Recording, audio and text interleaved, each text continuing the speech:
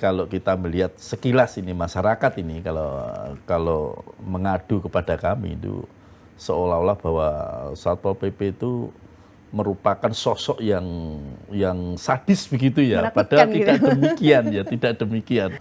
Masyarakat yang kita ketahui ini Mbak Tania, jadi mereka ini seolah-olah bahwa kegiatan mereka itu terusik, maka yang kita lakukan ini kan selalu pendekatan persuasif, kita persuasif. Mereka padahal tahu bahwa di sini ada larangan dari pemerintah untuk berjualan, tapi teman-teman PKL ini tetap ngotot dia berjualan, sehingga kewajiban daripada Satpol PP ini kan untuk menertibkan. Nah, di sini biasanya yang miskomunikasi. Masyarakat ini dengan adanya penertiban Satpol PP ini merasa dia terancam bisnisnya atau terancam dagangannya kan gitu lah. Apa itu? Dia memberikan surat. Ini kan adalah bentuk atau wujud daripada bagian dari humanis itu sendiri, kemanusiaan sebenarnya. Tapi kan kemanusiaan ini kan kalau terus dilanjut berterus-menerus tapi ada pedagang yang nakal, ini kan harus ada tindakan. Nah, tindakan inilah, tindakan itu macam-macam. Kadang tindakan sudah kita panggil danu, kemudian kita eksekusi, malah mereka membawa perlawanan, akhirnya anarkis. Nah, anarkis inilah yang jadi persoalan nanti Mbak. Akhirnya melangkahnya bisa sampai ke urusan pidana, akhirnya kepolisian juga kita turunkan dan sebagainya. Nah, ini kan susah ini.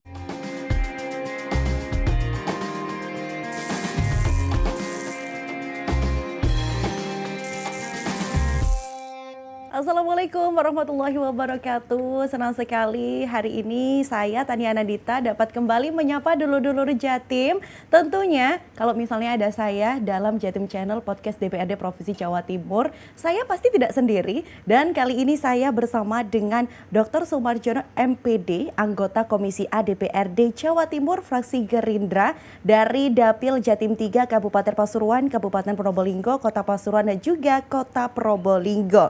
Pak Soemarjono, apa kabar? Alhamdulillah baik-baik Mbak Tania. Alhamdulillah. Gimana Pasuruan Probolinggo, aman Pak? Aman, saya jamin aman ya. Luar biasa sekali ini ya, jauh-jauh.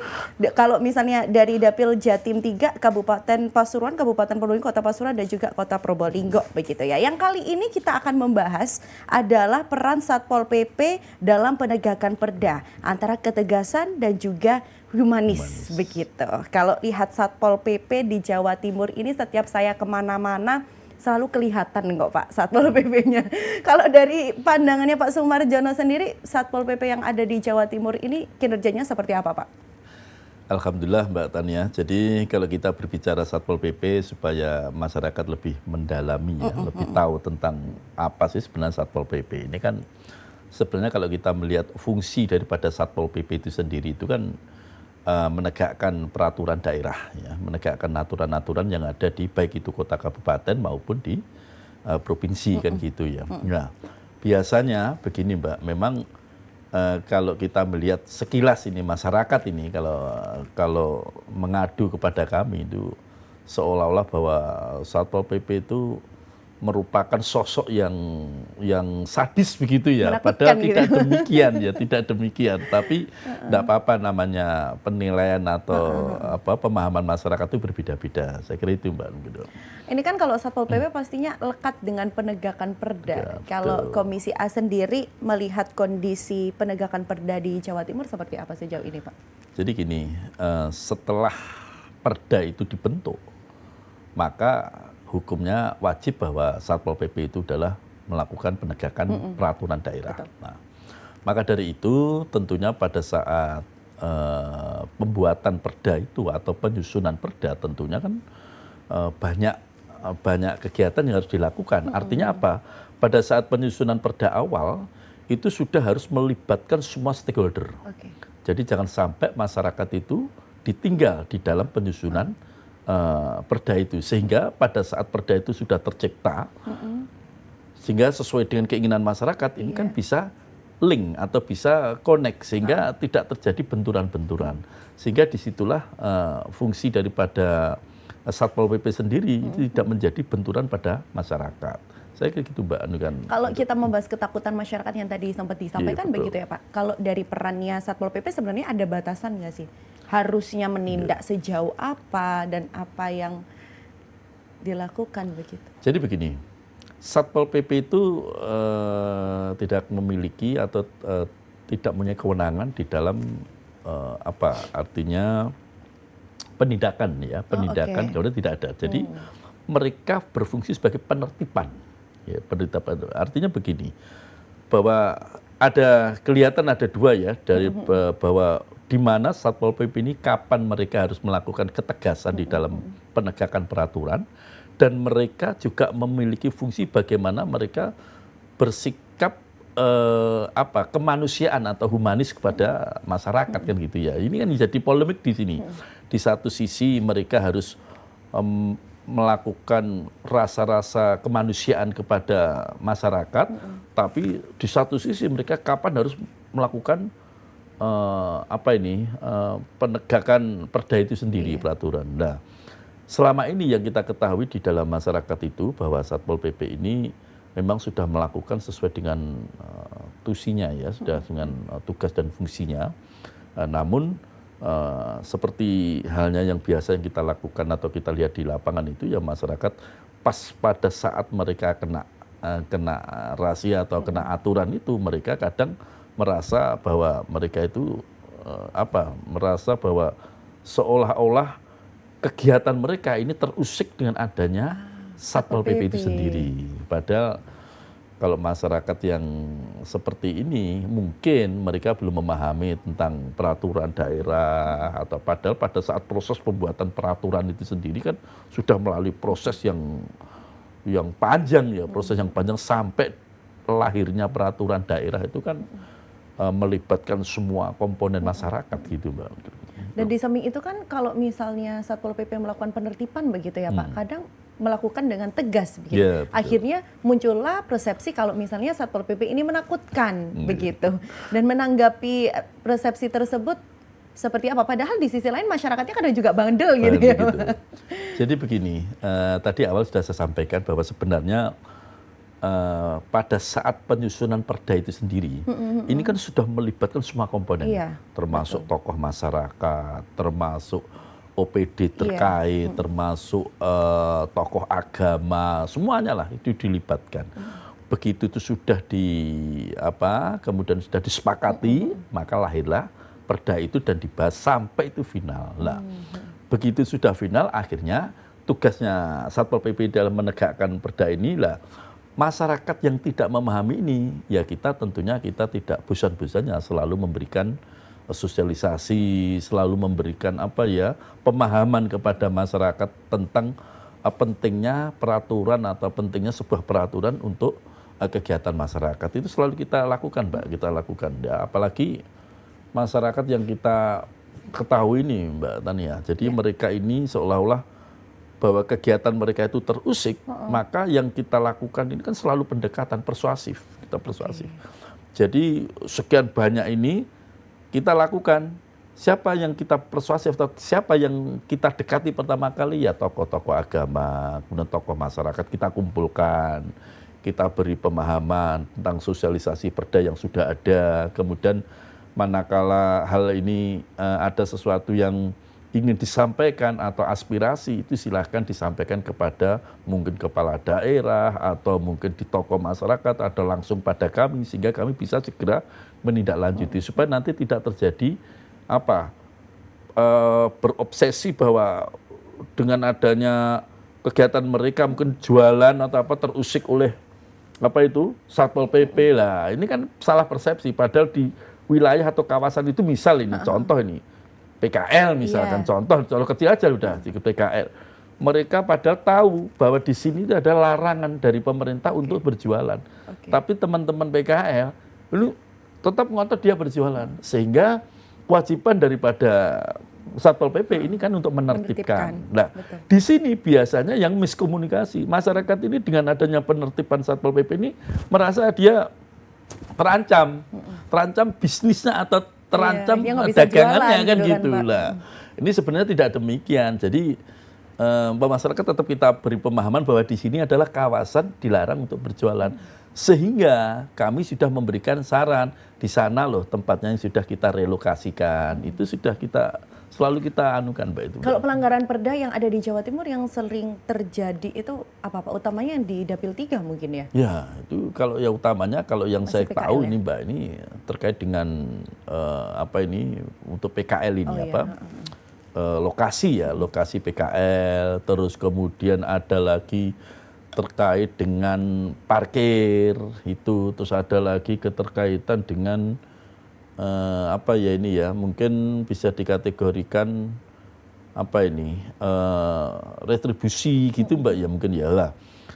Sebagai contoh yang paling banyak itu di PKL itu Mbak, yang saya tahu itu ada beberapa 4 kota kabupaten ini yang PKL itu kan rata-rata. Memang itu yang paling padat itu biasanya di kota-kota, yang paling padat. Kalau di kawasan desa itu kan jarang Mbak. Sebenarnya kalau namanya PKL itu kan masih padang berjualan tuh pinggir jalan di dekat sawah apa itu biasanya Satpol PP tidak arah ke sana. Artinya apa? Bahwa selama PKL ini tidak mengganggu ketertiban umum itu enggak dipersoalkan. Tapi kalau beda dengan di kota itu kan wilayahnya sangat sempit, kecil. Sehingga jalannya pun ini juga lebar jalannya terbatas.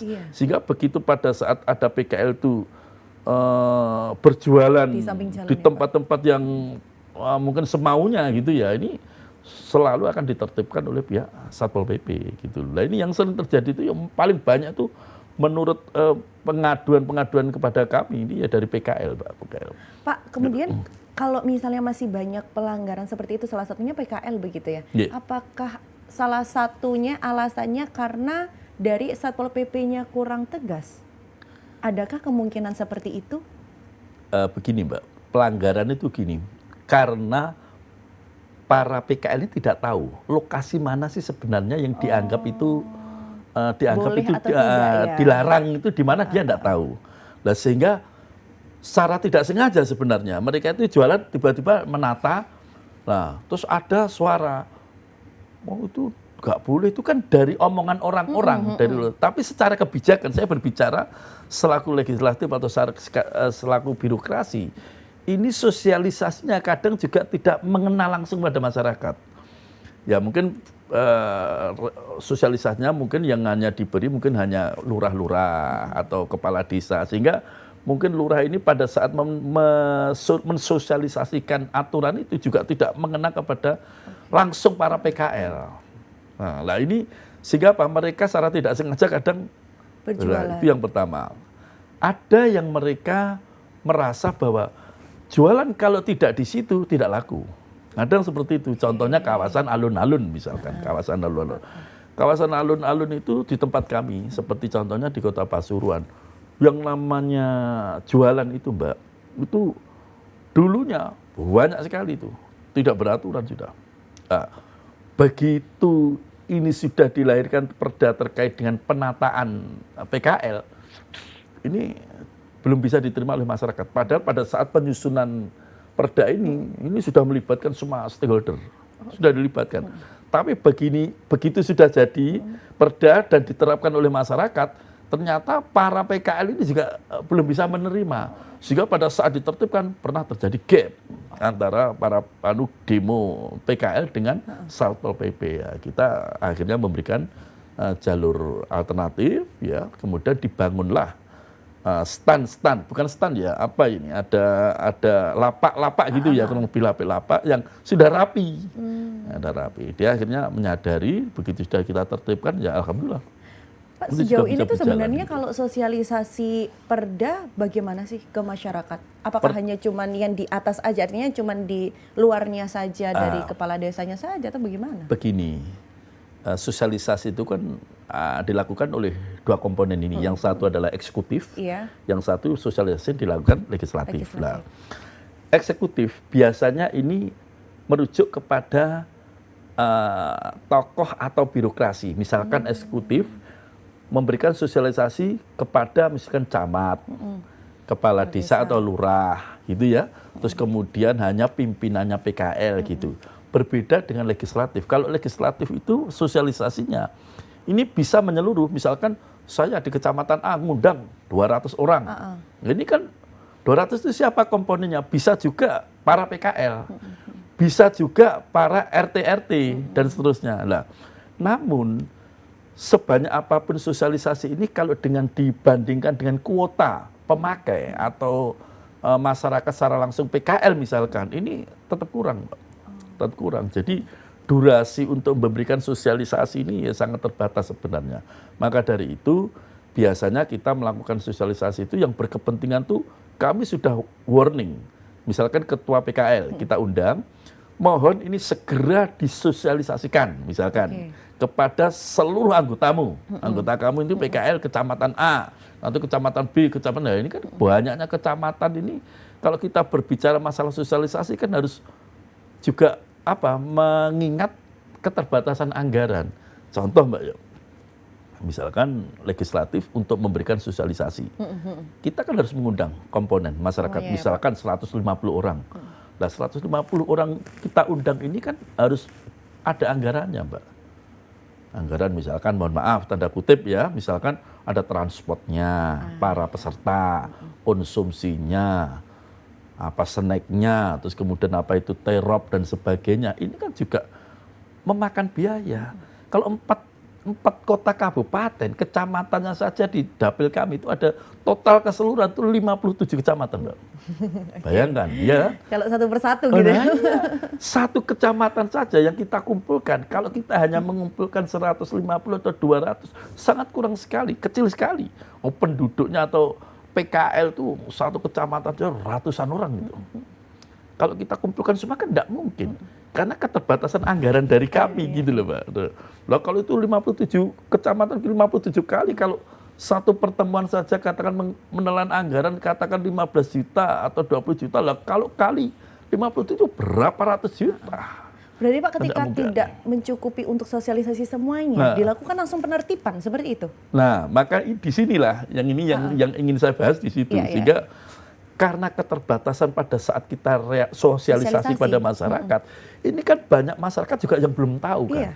Nah kebetulan yang belum tahu itulah mereka pada saat mereka berjajal jualannya, ini tiba-tiba kan ada Satpol PP dan ini kan benturan. Jadi masalah lagi bagi kami. Jadi masalah apa? Ya masalah kita harus bisa meredam konflik ini. Maka kita juga memberikan pengertian pada Satpol PP. Jadi sebelum ada ada istilahnya penertiban, ini mohon disurati dulu dan sebagainya. Kan harus ada tahapan-tahapan untuk bisa. Karena biasanya gini, misalnya dari Satpol PP, loh Pak, kita sudah memberikan sosialisasi. Itu bagi mereka yang ikut kamu sosialisasi pada waktu ikut. Ini ada beberapa yang belum ikut juga, tidak tahu dia.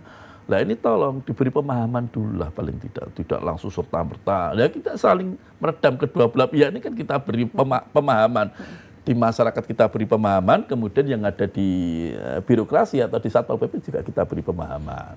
Pak ini tuh kadang case yang sering ditemui juga adalah Satpol PP ini kalah sama masyarakat. Artinya ketika ada crash seperti itu apalagi kalau Probolinggo kan orangnya masih keras-keras begitu ya. Menanggapi hal seperti itu bagaimana Pak? Jadi begini Mbak, yang namanya kontra itu kan benturan antara pihak birokrasi dengan para masyarakat atau para PKL ya. Memang kalau sudah larinya atau arahnya itu sudah anarkis, tentunya kan rakyat atau masyarakat itu kan melakukan berbagai upaya yang memang betul-betul membuat suatu power, kekuatan untuk melawan birokrasi kan gitu. Betul. Terkait dengan fisiknya, bentuknya, tidak karu-karuan itu ya memang masyarakat seperti itu. Nah, sama halnya pada posisi masyarakat yang ada lagi masyarakat itu yang mereka orang-orang biasa gitu.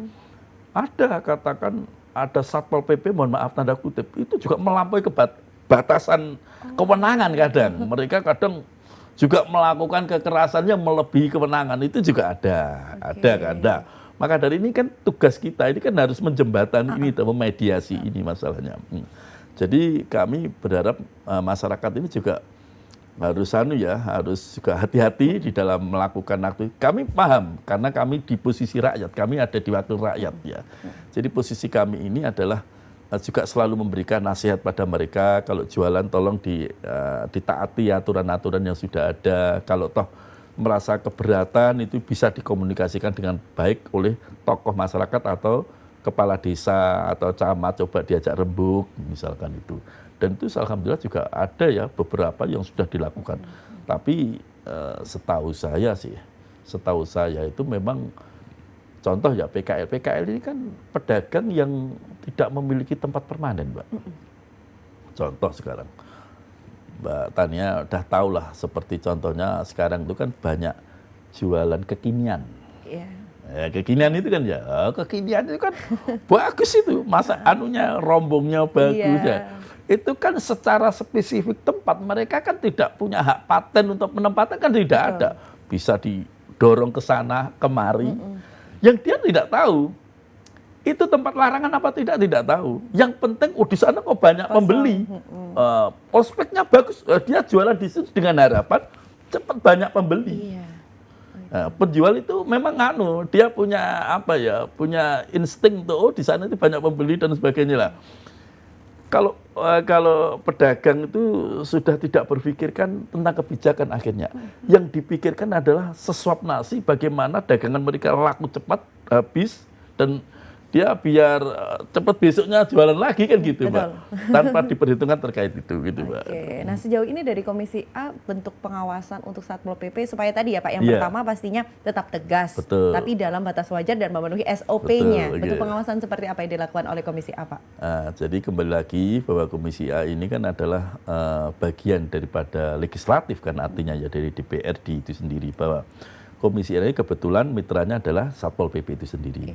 Jadi pengawasan kita itu selalu memberikan pembinaan atau memberikan sosialisasi atau nasihat-nasihat kepada para birokrasi atau Satpol PP itu sendiri.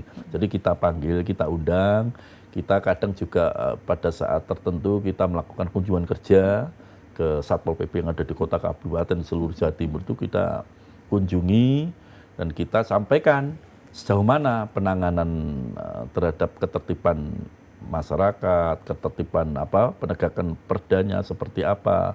Ini selalu kita sampaikan dan kita beri sosialisasi yang tidak henti-hentinya sampai sekarang ini, Mbak. Jadi harapan kita bahwa para teman-teman Satpol PP ini juga harus tetap menjunjung tinggi ketegasan di dalam menegakkan peraturan, tapi tetap humanis, artinya rasa kemanusiaannya pada masyarakat itu harus tetap dijunjung tinggi juga. Jadi jangan sampai tidak balance, harus berimbang gitu, harus balance. Jadi di mana mereka posisi pada saat menegakkan peraturan dan di mana mereka harus menjunjung tinggi rasa-rasa kemanusiaan terhadap masyarakat. Itu yang selalu kita berikan kepada saran kepada Satpol PP itu, Pak. Selama kunjungan banyak sambatan apa, Pak, kalau dari Satpol PP? Ya, Satpol PP ini banyak, Mbak ya. Contoh ya.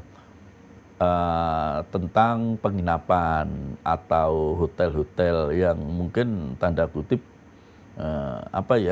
sering di Satpol PP itu kan kebebasan terlalu berlebihan ya. Jadi penginapan atau hotel-hotel yang gitu dipakai untuk itu ya. Jadi akhirnya penggerebekan yang terjadi dan sebagainya. Nah ini tapi kita juga selalu mengingatkan kepada Satpol PP.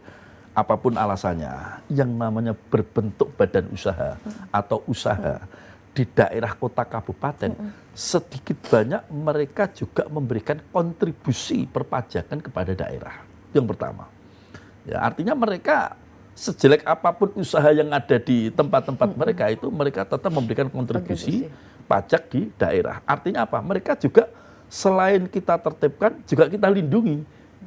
Dan tidak serta-merta harus sedikit-sedikit misalkan mau digerebek apalagi mau ditutup usahanya atau hotelnya atau penginapan, itu salah, perbuatan yang melanggar. Karena kami sebagai wakil rakyat ini kan tentunya dengan kegiatan-kegiatan yang ada di wilayah kota kabupaten itu juga tolong ini juga diberi pembinaan ya. Kalau namanya ada kesalahan tidak serta-merta langsung dieksekusi, jangan, harus tetap diberi pembinaan. Namanya usaha itu kan banyak kekurangan-kekurangan gitu. Itu selalu kita ingatkan, Mbak. Jadi kita sebelum melanjutkan kita boleh minum dulu, Pak. Monggo.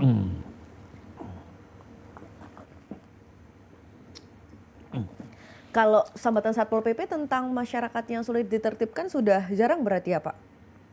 Kalau ditertibkannya itu tetap Mbak, karena kan yang ditertibkan itu tidak hanya sebatas satu satu persoalan saja, misalkan tadi PKL kan Iya. banyak sekali yang ditertibkan kan banyak sekali Mbak. Ada yang termasuk kalau di dinas perindustrian perdagangan itu ya terkait dengan usaha-usaha kecil, Oke. termasuk PKL kan gitu. Kalau di dunia mungkin perhotelan, ya mereka harus penertiban perhotelan, belum lagi nanti ada kegiatan-kegiatan ramean kemarin yang baru-baru seperti sonhorek dan sebagainya, banyak sekali sebenarnya yang ditertibkan tuh yang berkaitan dengan perda itu sendiri gitu loh Mbak. Ini saking banyaknya perda sehingga harus kesana kemari penertiban. Nah ini artinya apa? Artinya Satpol PP ini tidak akan henti-hentinya di dalam menegakkan peraturan daerah. Ini tugas fungsi pokoknya di situ sudah dia. Tapi kalau misalnya regulasi khusus sendiri untuk Satpol PP supaya tetap ada dalam SOP itu ada kan ya Pak? Oh ada, itu kan sudah diatur ya. Selain perda terkait dengan Keamanan kinerja, masyarakat ya.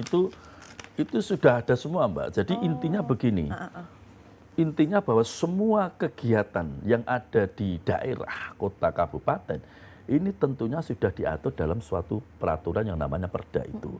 Nah perda itu nanti turunannya itu adalah kalau di gubernur dan dia pergub, peraturan gubernur, kalau kota kabupaten ya peraturan bupati atau peraturan wali kota. Di sana sudah jelas semua Mbak, jadi masyarakat itu tidak ada peraturan yang tidak dijabarkan di dalam perwali atau pergub atau perbub itu tidak ada. Jadi semuanya sudah dijabarkan di sana.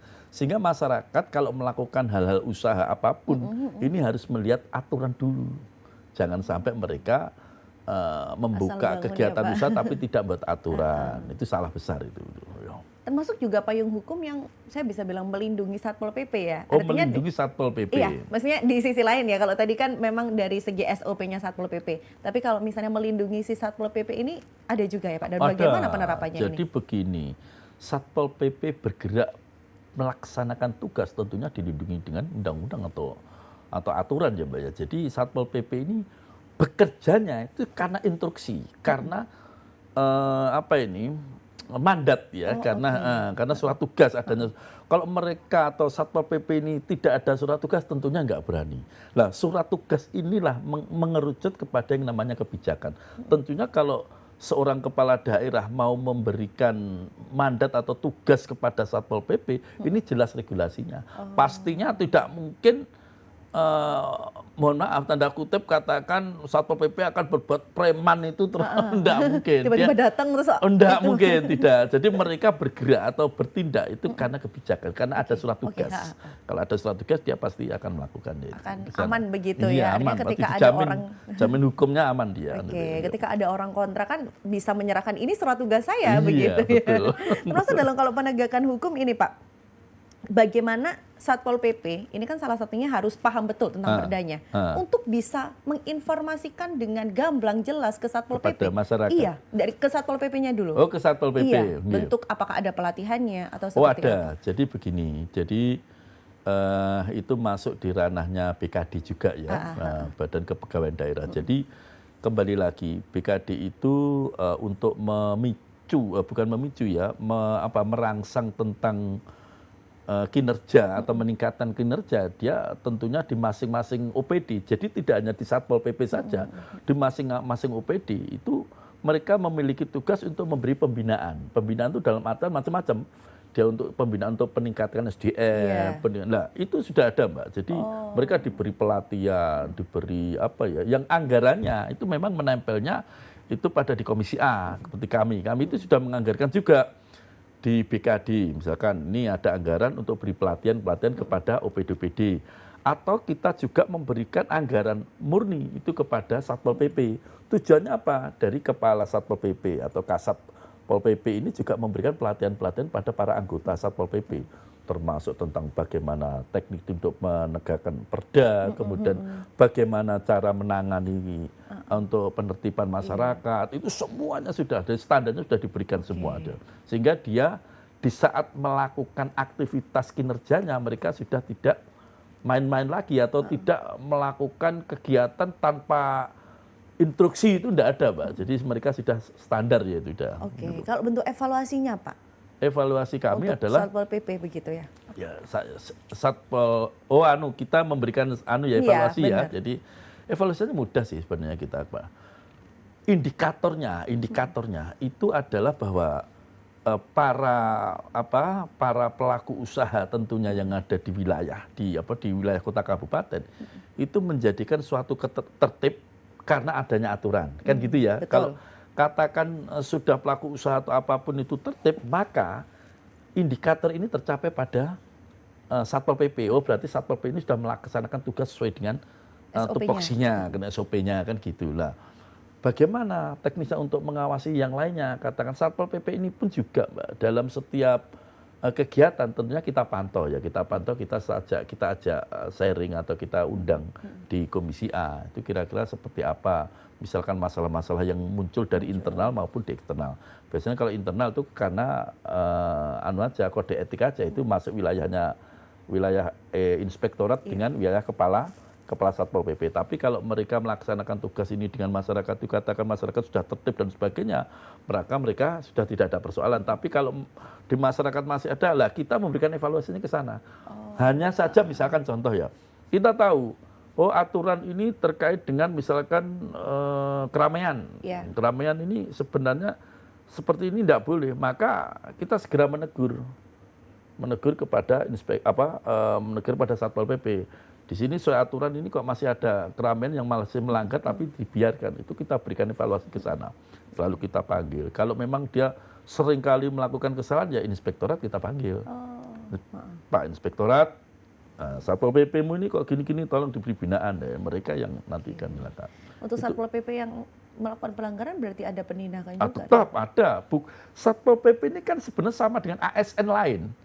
Hanya dia kebetulan posisinya ada di satuan pengamanan aja gitu loh. Jadi sebenarnya ini ASN sama, ini ASN. Sehingga pada saat salah satu ASN atau pegawai itu melakukan kesalahan, entah itu dari dinas apa, entah itu dari Satpol PP, maka wajib mendapatkan penindakan dari inspektorat. Jadi inspektorat itu berfungsi sebagai pengawasan intern, Mbak. Jadi semua kegiatan yang dilakukan oleh OPD ini pengawasannya dari inspektorat itu. Kalau saya pengawasannya legislatif dari luar. Dari luar. Jadi selama inspektorat ini katakan masih punya kewenangan untuk bisa memberi pembinaan, ya pembinaannya lah inspektorat. Tapi begitu nanti kok, mohon maaf, ternyata teman-teman ini sudah ada kesalahan kok inspektorat ini tidak bisa, maka kita panggil juga inspektorat. Gimana kinerjamu kok ini? Nah ini selalu kita kontrol ya. Pak, ini kan masyarakat pastinya nonton gitu ya. Sebenarnya mekanisme Satpol PP untuk menertibkan itu langkahnya seperti apa? Supaya tidak ada miskomunikasi kembali begitu ya? Betul. Jadi yang pertama, saat dia mau menertibkan, yang paling pertama dilakukan itu adalah memberikan surat kepada siapa yang mau ditertibkan terkait dia dulu. Misalkan kembali lagi, misalkan PKL misalkan. Maka Satpol PP harus menyurati tingkat 1, tingkat 2, tingkat 3 ya, ada tahapan-tahapan tertentu yang harus dilalui. Nah, kemudian setelah diberi surat 1 sampai 3 kali tidak ada, maka dilakukan komunikasi. Jadi mungkin ketua-ketuanya kita diundang oleh Satpol PP, diberi pengarahan, bla bla bla bla, bahwa sesuai dengan peraturan daerah nomor sekian, ini di wilayah ini dilarang, dan itu selalu koordinasi, Mbak. Itu biasanya sudah dilakukan berkali-kali. Karena sudah dilakukan berkali-kali, di wilayah itu tetap saja ada pedagang yang nakal misalkan. Nah, itu kan akhirnya baru dilakukan eksekusi kan. Nah, eksekusi. Nah, pada saat eksekusi, mohon maaf, kadang para PKL ini karena dia tidak terima untuk dipindahkan atau direlokasi, itu dia merasa ada kekuatan di baliknya. Biasanya gitu. Ada backingnya, ada backing atau apa, sehingga dia tidak mau. Sehingga pada saat mereka ada eksekusi, dia ngundang orang yang membackingi pasukan gitu lah. Ini akhirnya terjadi benturan di situ. Jadi untuk menjaga Satpol PP tetap humanis ini, Pak, bagaimana ya kemudian? Ya, itu kan sebenarnya kalau kita dengan rasa-rasa kemanusiaan tadi yang saya sampaikan bahwa tahapan itu sebenarnya bentuk daripada humanis. Iya, betul. Tahapan itu tadi, tahapan yang dilakukan oleh Satpol PP kepada para PKL tadi, apa itu dia memberikan surat. Ini kan mengundang adalah dulu. bentuk atau wujud daripada bagian dari humanis itu sendiri, kemanusiaan sebenarnya. Tapi kan kemanusiaan ini kan kalau terus dilanjut berterus-menerus tapi ada pedagang yang nakal, ini kan harus ada tindakan. Betul. Nah, tindakan inilah tindakan itu macam-macam. Kadang tindakan sudah kita panggil danu, kemudian kita eksekusi, malah mereka membawa perlawanan, akhirnya anarkis. Nah, anarkis inilah yang jadi persoalan nanti, Mbak. Akhirnya melangkahnya bisa sampai ke urusan pidana, akhirnya kepolisian juga kita turunkan dan sebagainya. Nah, ini kan susah ini kan. Karena gitu. yang dilihat masyarakat itu kan ketika penindakannya saja itu ya Pak ya. Nah, Kan nggak tahu di belakangnya tuh prosesnya panjang iya, begitu ya. kadang begini, ini ya mohon maaf lah teman-teman, kadang teman-teman jurnalis ini kan juga jangan dianu lah, artinya ini proses ini yang pertama, tapi saya yakin bahwa tetap semua persoalan itu ada solusinya, Mbak, ada solusinya. Meskipun apapun. Paling begini, paling masyarakat yang tidak mau dieksekusi, itu ujung-ujungnya ada dia itu kan minta tempat yang layak, selain di sini kelayakan. Tapi sebenarnya kelayakan itu pun indikatornya beda-beda. Contoh misal, di jalan A, jualan sudah tidak boleh. Pemerintah sudah berupaya semaksimal mungkin mencarikan tempat. Setelah dicarikan tempat, ternyata mereka nggak cocok. Balik lagi. Nggak cocok, ya, nggak cocoknya begini. Wah Pak, ini kok sepi di sini, nggak laku, pembelinya nggak ada. Nah ini kan akhirnya jadi polemik lagi. Kembali lagi katanya Mbak Tani, kembali lagi. Wah kita surati lagi kan oleh Satpol PP. Nah itu di situ terjadi. Ya disitulah kadang. Memang itu contoh itu kecil aja ya. Satu betul. contoh saja PKL, ini belum lain-lain ya Mbak, belum lain-lain. Ini hanya PKL saja, contoh PKL rokok saja. juga kan rokok ilegal dan lain Banyak, cukai macam-macam itu ya, cukai palsu atau apa itu sudah. Termasuk ini kalau misalnya saya bilang perda ya, perda yang sudah ada saat ini Jawa Timur dan berbagai daerah begitu ya. Apakah itu sebenarnya sudah mencakup keamanan sebuah wilayah sih Pak? Kalau dari pandangannya Pak Sumarjono sendiri. Begini, perda dilahirkan itu karena kondisi yang dibutuhkan. Sehingga contoh misalkan, Kabupaten A ini yang dia tidak merasa aman terkait dengan mungkin cukai rokok palsu misalkan dia. Nah, dengan adanya cukai rokok palsu ini maka dimunculkan perda tentang cukai misalkan. Ya. Maka dengan adanya perda yang sudah dilahirkan menganggap bahwa pemerintah daerah dengan adanya perda itu sudah aman. Nah, menurut kacamata regulasi. Ya, karena dengan adanya perda dilahirkan itu merasa nyaman, aman. Nah, tetapi implementasi di masyarakat tidak demikian. Contoh tadi kembali lagi pada contoh PKL. Dengan adanya perda dilahirkan, harapan Pemkab atau Pemkot atau Pemprov ini pedagang lebih tertib dan nantinya tidak ada masalah. Harapannya kan gitu. Nah, ternyata begitu diimplementasikan tidak demikian kan, tetap tidak aman saja kan gitu kan. Nah, maka dari itulah PR kita, PR kami sebagai legislatif ini harus bisa menjembatani di sini. Supaya kepentingan masyarakat itu bisa terwujud, tercapai, terus kemudian kepentingan daripada pemerintah daerah itu juga tercapai, kita akhirnya melakukan mediasi-mediasi itu. Di situ Mbak. Kalau dari Pak Sumarjono sendiri melihat banyak penegakan hukum yang mungkin bisa saya bilang kurang ya bagi kacamata masyarakat maupun ada beberapa perda yang masih belum tertib begitu ya. Gitu. Apa kebijakan dan usulan untuk akhirnya bisa lebih efektif di masyarakat Pak? Ya artinya begini, ada beberapa yang harus kita tempuh ya. Ya kuncinya bahwa mengapa sih perda itu harus dilahirkan? Itu harus tahu betul, harus tahu kebutuhan. Alasan dibaliknya itu ya. Kenapa perda itu harus dilahirkan? Itu harus tahu kebutuhan daerah itu sendiri. Nah, pada saat penyusunan perda ini, harapan kita ini betul-betul jangan sampai ada yang tertinggal stakeholder atau komponen yang akan melahirkan perda ini. Kalau ini ada tertinggal, jadinya ya seperti itu, Mbak, polemik putus. Tapi kalau ini sudah ada terkait dengan pelibatan teman-teman masyarakat, tokoh masyarakat, tokoh agama atau apapun dilibatkan.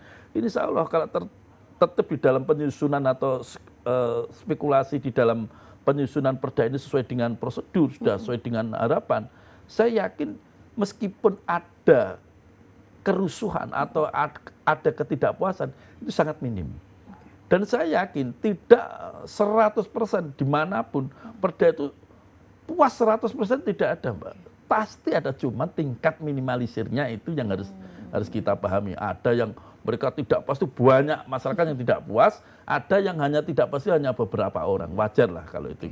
Tapi kalau sudah banyak yang tidak puas, ini harus ada kajian ulang. Nah, kajian ulang itu kenapa? Ini harus dilihat lagi tentang perda ini. Kalau memang perda ini tidak cocok, maka segera dilakukan perubahan. Perubahan, nah, itu di sana. Nah, Pak Sumarjono, ini silakan menyampaikan pesan kepada masyarakat untuk istilahnya membantu Satpol PP untuk menegakkan perda begitu ya. Apa harusnya masyarakat ini harus bagaimana begitu, Pak Sumarjono? Monggo. Ya, baik. Jadi saran kami kepada masyarakat ini, perda itu kan semata-mata untuk kita semua, ya, untuk kebaikan atau untuk tujuan tertentu supaya wilayah daerah yang bersangkutan ini menjadi lebih baik. Maka dari itu masyarakat mohon tidak henti-hentinya, ya, khususnya tokoh masyarakat, tokoh agama, mungkin kepala desa, ini juga membantu pemerintah, membantu terutama di Pemprov atau Pemkab atau Pemkot untuk bisa memberikan pemahaman, sosialisasi kepada masyarakat. Karena apa? Karena kalau ini sudah diberikan sosialisasi kepada masyarakat, masyarakat itu sendiri sudah paham kenapa itu perda harus dilahirkan atau bagaimana cara menghormati perda itu sendiri, sehingga tidak terjadi miskomunikasi atau tidak menjadi benturan antara birokrasi dengan masyarakat. Ini tugas tokoh masyarakat, ini tugas tokoh agama, tokoh masyarakat, ya, kepala-kepala desa itu tolong itu bisa dibantu tentang sosialisasi aturan itu sendiri. Kami sendiri sebagai wakil rakyat, kami juga mengajak atau merangkul semua komponen, baik itu dari birokrasi dengan masyarakat, bahwasanya mari kita hormati aturan atau kebijakan dari pemerintah daerah, pemerintah provinsi, ini harus kita hormati setinggi-tingginya, bahwa itu semata-mata perda kita lahirkan itu adalah untuk kebaikan kita bersama. Saya kira gitu, Mbak. Pak Sumarjono, ini sebelum saya tutup begitu ya. Betul. Saya yakin kalau masyarakat dari tadi menyimak kita gitu, pasti pengen tahu, lihat perda, tahu perda. Ini harus nanya ke siapa atau harus lihat di mana begitu. Biar sekali lagi tidak salah dan keluar dari jalur, ya, mau profesi apapun begitu. Jadi perda itu kan banyak sekali, Mbak. Lah, maka masyarakat mereka komponen dari mana? Misalkan komponen mereka adalah komponen pengusaha kos-kosan atau penginapan, misalkan. Maka mereka harus tanya di dinas yang menaungi. Di dinas yang menaungi. Contoh misalkan yang tentang dinas kebudayaan atau di dinas mungkin kebudayaan masuknya, yaitu tanya bagaimana tentang syarat-syarat mendirikan hotel atau penginapan, aturan apa, kebijakan apa, tanyanya supaya tidak salah kamar gitu. Misalkan kalau PKL, tanyanya harus di dinas koperasi, tanya PKL ini ke dinas koperasi sebelum mereka jualan di sembarang tempat, tanya ke dinas koperasi terkait dengan aturan atau kebijakan yang berkaitan dengan PKL. Jadi masyarakat itu biar paham larinya kemana, itu silakan. Atau paling utama masyarakat, harapan kami itu bisa komunikasi dengan kepala desa atau mungkin orang yang mempunyai kapasitas itu. Minimal kepala desa lah, tanya misalkan mau usaha apa, tanya, Pak, saya mau bikin roti misalkan, mau bikin roti ini untuk mendirikan perusahaan roti atau home industri roti ini, cara ngurus IMB pengurusnya bagaimana, itu tanya ke dinas perindustrian dan perdagangan, bagaimana mendirikan perusahaan, bagaimana mendirikan usaha kecil, syaratnya apa dan sebagainya, terus aturannya, larangannya apa. Itu di sana perda sudah diatur semua, lengkap, dimulai dari awal sampai ke turunannya, yaitu peraturan wali kota, bupati atau peraturan gubernur. Itu sudah lengkap semua itu di sana. Dan ini kembali lagi kita ke Satpol PP karena topik kita begitu ya, Pak ya. Menurut dari Pak Sumarjono sendiri, prioritas apa yang memang harus ditingkatkan untuk meningkatkan profesionalitas dari Satpol PP sekaligus dengan harapan untuk Satpol PP yang ada di Jawa Timur sendiri? Silakan, Pak. Jadi gini, Satpol PP ini kan mempunyai tugas yang amat berat sebenarnya. Tidak hanya sekedar untuk menegakkan peraturan itu sendiri, tapi mereka juga ada satu kalimat untuk menertibkan. Nah, penertiban ini kan juga banyak sekali ini penertiban. Nah, harapan kita bahwa penertiban ini atau kebijakan yang sudah ditegakkan oleh Satpol PP ini harus Satpol PP ini betul-betul memiliki kualitas yang super power, ya super power. Artinya harus memiliki ketangkasan, kepandaian, kecakapan di dalam olah pengamanan peraturan itu. Bagaimana caranya? Tentunya ini sudah kita anggarkan, kami sebagai DPR Provinsi atau DPR Legislatif di Komisi A ini sudah menganggarkan di Satpol PP, manfaatkan anggaran itu seefisien mungkin. Tujuannya apa? Untuk meningkatkan kapasitas daripada sumber daya manusia Satpol PP itu sendiri. Itu Mbak, arahnya ke sana itu begitu. Luar biasa sekali. Topik kita cukup mendalam sekali ini ke Satpol PP begitu ya Pak Sumarjono. Pak Sumarjono, terima kasih insight-nya hari ini, dan itu tadi pemirsa perbincangan kita dengan Dr. Sumarjono MPD, anggota Komisi A DPRD Jatim, fraksi Gerindra dari Dapil Jatim 3, Kabupaten Pasuruan, Kabupaten Probolinggo, Kota Pasuruan, dan juga Kota Probolinggo. Saya juga mengucapkan terima kasih banyak kepada dulur-dulur Jatim yang sudah menyaksikan Jatim Channel, podcast DPRD Provinsi Jawa Timur. Saya Tania Anandita, sampai jumpa. Wassalamualaikum warahmatullahi wabarakatuh.